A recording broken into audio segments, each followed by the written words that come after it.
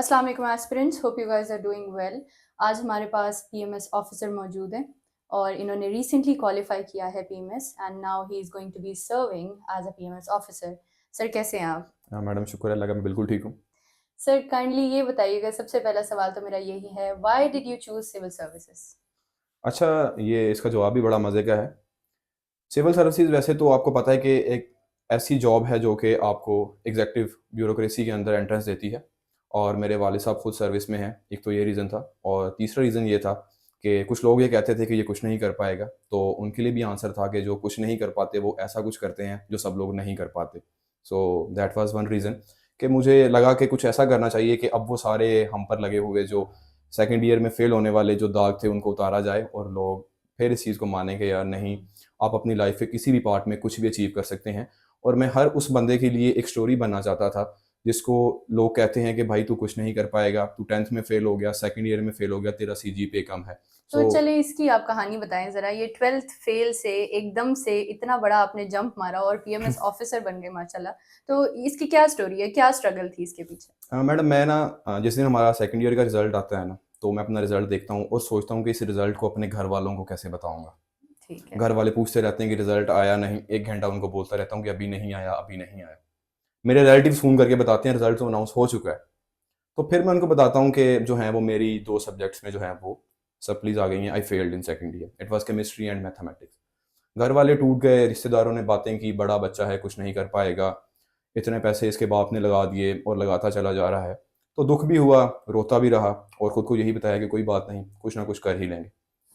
फिर दोबारा एग्ज़ाम्स दिए सेकंड ईयर के, अल्हम्दुलिल्लाह उसको पास किया, और जिधर भी जिस भी यूनिवर्सिटी में एडमिशन मिला, जिस भी डिग्री में एडमिशन मिला, ले लिया कि एटलीस्ट मेरी एजुकेशन नहीं रुकनी चाहिए। मैंने एडीपीसीएस किया गवर्नमेंट कॉलेज यूनिवर्सिटी फैसलाबाद से, बहुत कम सीजीपीए के साथ। उसके बाद फिर मैं लाहौर आया, यूएमटी लाहौर से मैंने मास्टर्स किया and I got a medal. उधर से एक पाथ और एक ट्रैक सेट हुआ। मैंने खुद को ये बताया कि भाई मैं तो कुछ भी कर सकता हूँ। अगर एक बच्चा जो सेकंड ईयर में फेल है और लाहौर में एक अच्छी यूनिवर्सिटी में आके मेडल ले सकता है, तो वो लाइफ में कुछ भी अचीव कर सकता है। Then I thought about appearing in these civil services exam, and अल्हम्दुलिल्लाह right now I am sitting in front of you as a PMS officer. तो सबसे बड़ी चीज़ जो स्टूडेंट्स को स्ट्रगल करती है, और as a CSS aspirant myself, तैयारी किस तरीके से करते हैं? अच्छा, तैयारी जो होती है ना, ये आपको पता है कि एक पर्टिकुलर लेंस जो है और एक पर्टिकुलर पर्सपेक्टिव, उसको आप नहीं भूल सकते, वो है इंग्लिश। अगर आपकी इंग्लिश अच्छी है ना, अगर हम आज से 15-20 साल पहले चले जाएँ ना, तो एक माइंडसेट होता था, अगर आपको इंग्लिश लिखनी आती है ना, तो आप बहता ही ब्यूरोक्रेट हुए हो। अब भी आप सोसाइटी में ये देखते हैं, कोई बच्चा अच्छी इंग्लिश बोल लेता है, लिख लेता है, तो उसको कहते हैं कि तू भाई सीएसएस में अपीयर हो। तो बात ये है कि आपकी इंग्लिश अच्छी होनी चाहिए, और उसके लिए मैं एक छोटी-सी बुक रिकमेंड कर देता हूँ। अगर कोई बच्चा अफ़ोर्ड नहीं कर पाता महँगी अकेडमीज़, एक्सपेंसिव अकेडमीज़, वैसे हम लोग यहाँ पर आपको बहुत ही एक अच्छा सपोर्ट भी प्रोवाइड करते हैं, और कंपैरेटिवली मार्केट से अच्छी आपको अपॉर्च्युनिटी भी प्रोवाइड करते हैं, जिसको आप हमारे एडमिन के साथ कॉन्टैक्ट करके पूछ भी सकते हैं। लेकिन अगर फिर भी आपको लगता है कि आप इंग्लिश घर से बेहतर करके आना चाहते हैं, तो ऑक्सफोर्ड की एक प्रैक्टिस ग्रामर आती है ईस्टवुड की। पिंक कलर का उसका कवर होगा, आप उस बुक को लें। बिलीव यू मी, अगर आप उसको बुक को 2 दफ़ा सॉल्व कर लेते हैं, आपकी 100% ग्रामर सही हो जाएगी, और लेकिन एटलीस्ट इतनी ग्रामर सही हो जाएगी कि आप एक अच्छा सिविल सर्विसेज का एग्ज़ाम लिख पाएँगे। तो इंग्लिश वाला कंसर्न खत्म हो गया आप सबका। इसके बाद आता है सब्जेक्ट सिलेक्शन के ऊपर। सब्जेक्ट सिलेक्शन जो है, ये भी एक बड़ा कॉम्प्लेक्स टास्क है। इसके ऊपर आपको जो है मेंटोर्स की गाइडेंस चाहिए होती है। आप मेरे साथ भी कॉन्टैक्ट कर सकते हैं, आप हमारी अकेडमी के साथ भी कॉन्टैक्ट कर सकते हैं। लेकिन एक बात तो आपको पता है, कंपल्सरीज़ तो आप सबने वही देने हैं, तो आप पहले अपनी कंपल्सरीज़ को प्रिपेयर कर लें। और जो लोग आपको कहते हैं ना आपको बहुत सारी किताबें पढ़नी चाहिए, वो अप्रोच जा चुकी है। This is the era of artificial intelligence. आपको स्मार्ट स्टडीज़ करनी है, आपको फोकस करना है कि आप सिलेबस निकालें एफपीएससी का और पीपीएससी का, सीएसएस और पीएमएस का, उसको सिर्फ देखें, और पर्टिकुलरली 1 या 2 बुक्स उस सब्जेक्ट के रिलेटेड लें, उसके ऊपर अपने नोट्स बनाएँ, और आर्टिफिशियल इंटेलिजेंस के टूल्स को यूज़ करके उसमें वैल्यू एडिशन करें, डिफरेंट कोटेशन, रेफरेंसेस, एग्जांपल्स। आपको क्या ज़रूरत है इस टाइम के ऊपर बुक्स पढ़ने की, जब आपके लिए बना बनाया काम जो है वो आर्टिफिशियल इंटेलिजेंस कर रहा है। अच्छा, इसके ऊपर भी बड़े क्वेश्चंस आते हैं कि आर्टिफिशियल इंटेलिजेंस जो है वो अच्छी इन्फॉर्मेशन नहीं देता, हुँ, और लोग जो हैं वो ज़्यादातर प्रेफर करते हैं कि हम लोगों को बुक्स रीडिंग जो है ना वो हुँ, ज़्यादा करनी चाहिए, और लोग ज़्यादातर यही सजेस्ट करते हैं कि बुक समरी के ऊपर फोकस करें, वो हुँ, चीज़ें जो है ना ज़्यादा करें। तो आपको क्या लगता है, पीएमएस और जो सीएसएस है उसकी एफपीएससी रिकमेंडेड बुक्स होती हैं, हुँ। तो वो क्या सारी पढ़ने से हो जाता है सीएसएस? अगर आप मेरे से पूछें, मैंने उसमें से शायद कोई एक भी किताब ना पढ़ी हो। मसला ये है कि वो बुक्स उन्होंने इसलिए रिकमेंड की हैं कि वो सब इश्यूज़ को आप जो है वो सेपरेटली देख सकें उन बुक्स के अंदर से। लेकिन आपके पास इतना टाइम नहीं है। अब आपको जादू भी चाहिए, 6 महीने में करना भी है, साल में भी करना है। तो फिर सर आप अपने आप को ये बताएं ना कि मैंने 5 साल में करना है, क्या करेंगे आप ये? क्या आपके घर वाले करने देंगे? नेवर।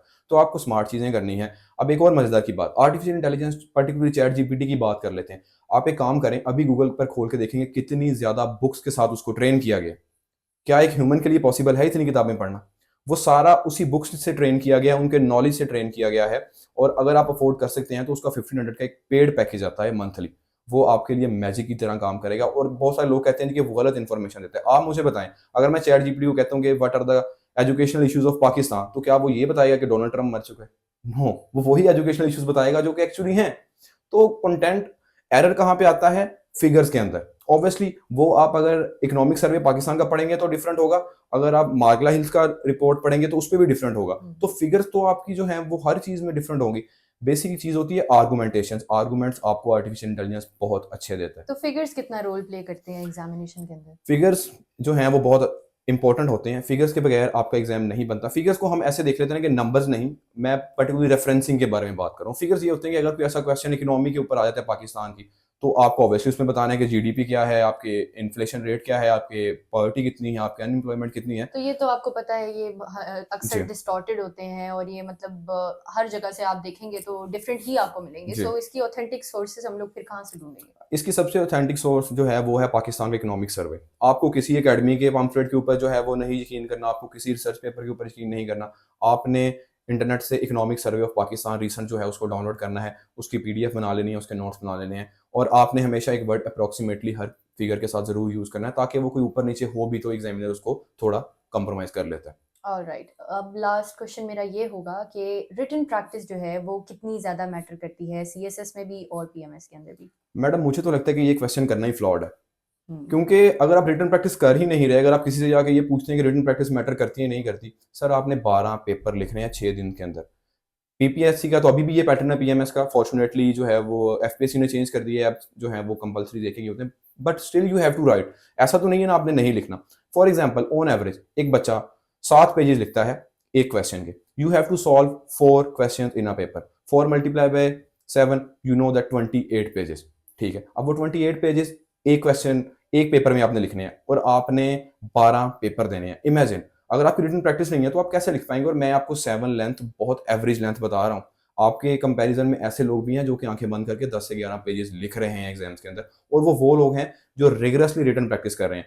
आपको होता ही है मसला मैडम, ये होता है बच्चे कहते हैं हम पहले दिन टेस्ट देने गया ना तो मैं पहले दिन ही 10 पेज क्यों नहीं लिख पा रहा। पहले दिन आप 5-4 भी लिख लेना, that is a win for you. Eventually you start getting better and better and better. तो रिटन प्रैक्टिस से होता ये है कि आपको पेपर अटेम्प्टिंग टेक्निक्स आती है। हम अक्सर अपने बच्चों के भी पेपर अपलोड करते हैं, पर्टिकुलरली मारूफ का। शाउट आउट टू मारूफ, जो है वो she is such a nice lady. तो आप देखेंगे मारूफ के पेपर में भी आपको एक चीज मिलेगी, परफेक्शन। वो परफेक्शन मारूफ घर से नहीं लेकर आई, वो परफेक्शन मोहित शहबाज घर से नहीं लेकर आया। वो परफेक्शन मारूफ ने या मोहित शहबाज ने गलत पेपर अटेम्प्ट कर कर ही लाई है, बिकॉज हमने लिखा। तो आप जरूर लिखें, आंखें बंद करके लिखें, मेंटोर से चेक कराएं। एंड रिटर्न के बगैर ये पॉसिबल नहीं है, नहीं है तो और कभी राइटिंग भी नहीं। प्रैक्टिस के अंदर हम लोग जब रोड लर्निंग कल्चर को हम्म देखते हैं तो वो बहुत ज्यादा लोग यही कहते हैं कि सीएसएस जो है वो सारा का सारा रट्टा है। हम्म आपने रट लिया है चीजों को तो बस आपने जाके सीएसएस को अंदर हम्म अंदर वो लिख देना है या पीएमएस में वो लिख देना है। तो एग्जामिनर जो है वो रट्टे को प्रेफर करता है। इसके बारे में आपके क्या ख्याल है? मैडम सबसे पहले तो आप सबसे ये रिक्वेस्ट है कि एग्जामिनर रिपोर्ट्स काइंडली पढ़ा करें। ये बनी बनाई बातों पे ना यकीन करें। एग्जामिनर पर्टिकुलरली हर पेपर में लिखता है कि the candidate was lacking critical thinking. वो क्यों? एक एग्जामिनर रिपोर्ट में तो ये भी लिख दिया एग्जामिनर ने कि the candidate utilize the readymade material जो कि गाइड्स के अंदर मौजूद है। आपका एग्जामिनर बच्चा नहीं है, वो भी इसी मार्केट में बैठा हुआ है, वो भी इस सबको देख रहा है मार्केट में क्या चल रहा है, एकेडमीज क्या। मैं आपको मजेदार की बात बताता हूँ, हमारा जब साइकोलॉजिकल इंटरव्यूज चल रहे थे पीएमएस के, वो हर बच्चे से ये पूछते थे आप किस किस अकेडमी में तैयारी के लिए गए हैं।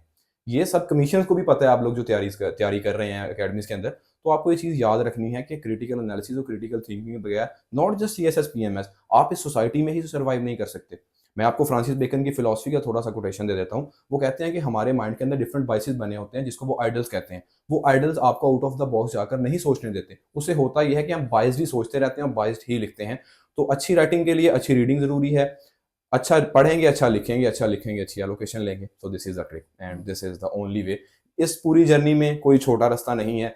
The crux of this discussion is you have to put your effort. और अल्लाह पाक पे यकीन रखें और अपने माँ बाप के साथ बहुत ज़्यादा मोहब्बत करें और उनसे दुआएं लें, क्योंकि वो दुआएं ही जादू की तरह काम करती हैं। हम सब सिर्फ आपके लिए रास्ता ही बना सकते हैं, बाकी काम अल्लाह पाक का है और आपकी माँ बाप की दुआओं से। आपने साइकोलॉजिकल इंटरव्यू के बारे में मेंशन किया, so again this was my second last question. अब मैं लास्ट क्वेश्चन पे आती हूँ कि आपका साइकोलॉजिकल इंटरव्यू जो हुआ था उसका आपका एक्सपीरियंस कैसा था? अच्छा, जो साइकोलॉजिकल इंटरव्यू था ना वो बहुत एक डिफरेंट एक्सपीरियंस होता है। साइकोलॉजिकल बिल्कुल डिफरेंट होता है और आपका फाइनल वाइवा बिल्कुल डिफरेंट होता है। Psychological was quite different. उसमें आपको पहले ग्रुप डिस्कशंस करनी है, उसके बाद आपको एक पिक्चर के ऊपर डिटेल डिस्कशन करनी है। 2 पार्ट्स के अंदर हुआ, इस दफ़ा फर्स्ट टाइम ऐसा हुआ।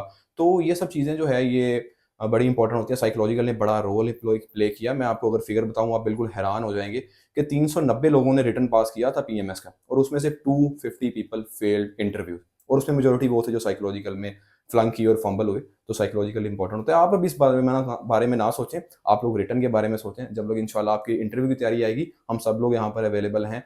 हम सब लोग आपके लिए उसके लिए भी इंशाल्लाह आसानियाँ पैदा करेंगे और आप लोग कामयाबी तक पहुँचेंगे। Alright, thank you so much sir. Last अगर आपके पास कोई मोटिवेशनल वर्ड्स हों हमारे स्टूडेंट्स के लिए, ताकि वो देख के आपसे ज़्यादा मोटिवेशन हासिल करें और अपने सफ़र के अंदर जो फंबल कर रहे हैं वो अच्छे तरीके से उसको कंटिन्यू कर सकें, तो अच्छा, एक एस्पिरेंट की जर्नी जो है वो स्ट्रेस, एंग्जायटी और डीमोटिवेशन और ओवरथिंकिंग के बगैर तो इनकम्प्लीट होती है। ये सब चीज़ें आपकी जर्नी का पार्ट है। आपको लोग रोज़ बताएँगे नहीं कर सकते, आपको रोज़ बताएँगे कि ये तो वो लोग करते हैं जो अच्छी यूनिवर्सिटीज़ के पढ़ के आए हैं। आपको रोज़ बताएँगे कि तेरे पास तो इतना नॉलेज नहीं है। मैंने अपनी एग्ज़ाम्पल दी है, फेल्ड इन सेकंड ईयर। मैं वो बच्चा हूँ जिसको मेंटोर्स ये कहते थे कि भाई you can't get it, but right now I got it. कैसे? मैंने अपने साइकोलॉजिकल स्ट्रेंथ को बहुत ज़्यादा बढ़ाया। मैंने खुद को ये बताया कि भाई ये सीट बनाई ही मेरे लिए गई है and I will get it. Power of manifestation. खुदारा आप लोग जो हैं वो पॉजिटिव सोचें। Positive thinking brings positivity in life. रोज़ उठें और उठते साथ आपने कुछ भी नहीं करना। जैसे ही आप उठें, आपने आँखें खोली और खुद को 10 दफ़ा ये बताएँ कि I am a topper, I am made for this and I am a bureaucrat. आप देखेंगे 1 हफ्ते में आपका माइंडसेट कितना चेंज हो जाता है और आप कितनी ज़्यादा एफर्ट करते हैं। So use the power of manifestation. Best wishes guys and hope so will meet in person soon जब आप अकेडमी विजिट करेंगे। थैंक